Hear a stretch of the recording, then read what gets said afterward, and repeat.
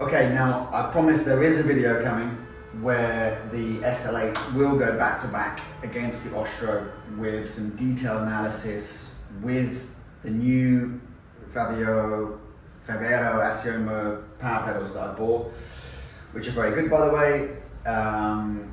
There is going to be a video of those two racing against each other to see if there's any difference at all in aero, climbing, descending, that kind of thing. But it does take a lot of time and I need to find that time to do it. So that's on its way.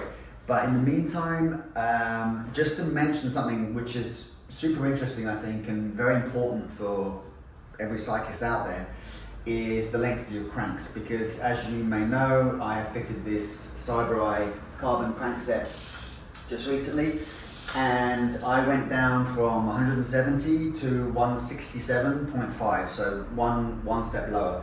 Now 170 could be considered kind of at the short end of cranks already, because most people tend to ride 172.5 or even 175.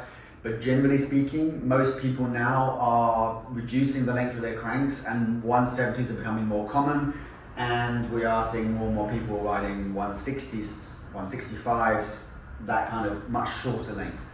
So what's the point of all that, and why bother doing it? Now, first of all, I am wary of changing anything too dramatically on the bike, because I feel like I'm comfortable with it, I ride it well as it is, so I didn't want to go crazy. So I could have gone 165, but I thought I'd just do it in one increment. And the initial feeling when you jump on the bike is, okay, fine, no difference, I can't feel any difference, all good, it's not putting me off in any way. But then as I've ridden more and more over the last couple of weeks, I'm realizing that I have this tendency to want to spin, because I usually spend quite a lot of time out of the saddle. So that has been reduced a little bit, and I'm happier sitting in the saddle and just spinning away, which is kind of a slightly unusual feeling for me. And that spinning feels fairly easy. It doesn't feel uncomfortable or anything. So I think already what I'm getting from this is that it's just that little bit easier to spin. And if you think about it, what it all comes from really is the extension of your leg. Because if you imagine you had really long cranks, let's say 200 or something like that, now your leg has got to really stretch around, and it's going a long way around. There's a lot of movement in the knee. Your hip is getting compressed on the top of the stroke here. So if you're leaning over, you're really getting crunched here, and then you have to really lean right over here. And imagine pushing down over here, pushing down hard or something. It's not as easy as pushing down here.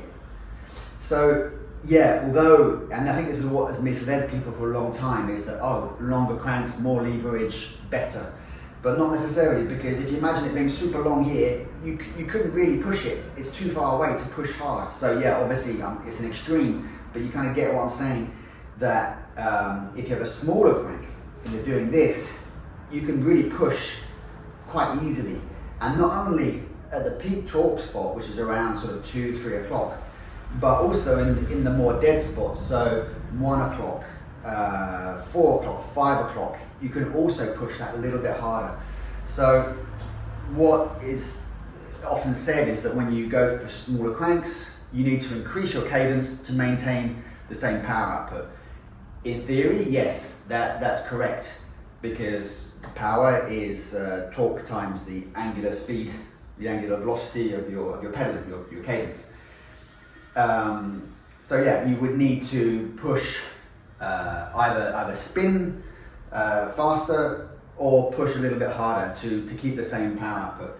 But what I'm arguing is that if the crank's a little bit shorter, it's that little bit easier to push.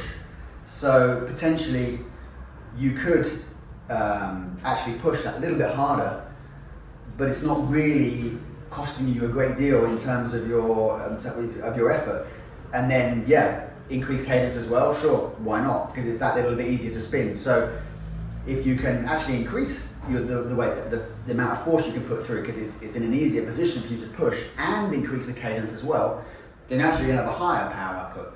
So you know, that's that side of it, which I think there's definite advantages there to be gained.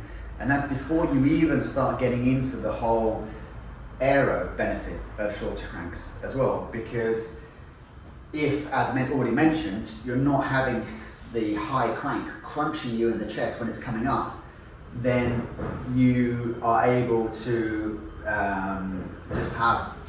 you can basically have a much more comfortable position. You have to raise the saddle anyway because you need to compensate for the shorter crank. So the saddle comes up, you're actually having a more aero position because your back is going to be a bit flatter, and you're more comfortable because you're not as you're doing that, you're not getting crunched in the stomach every time the pedal comes up. So that's a benefit. Another benefit is in cornering. You will not pedal strike quite so easily. I actually did a video years back, not only on the benefits of short cranks, it was at least 7 years ago, but also a little video where you can plug in all your values and work out at which angle your pedal would strike the ground, which is a bit nerdy, but nonetheless it just does show that with shorter cranks you will be able to lean the bike over and pedal and not hit the ground, which is a nice thing to have. It's not going to change the world, but it's nice, especially for racing crits and things like that. And of course, weight, they're a little bit lighter as well. Not much, but it all helps. So it's kind of stacking up in favour of shorter cranks, really. You know, I don't see any massive disadvantage, and I think everybody potentially should try shorter cranks. You don't have a great deal to lose. I mean, you can buy them second hand and you can sell them on if they're not good for you, and it could potentially change a lot in the way you ride, make you more comfortable, make you spin easier, and as you get older as well, like me, then anything that protects your joints is a good thing. I was just interrupted by a delivery guy who has just delivered me this bottle because I've been trying to find a golden bottle to fit, and it's not really, well, it's a bit more brown than gold, but it's a step in the right direction. The search continues.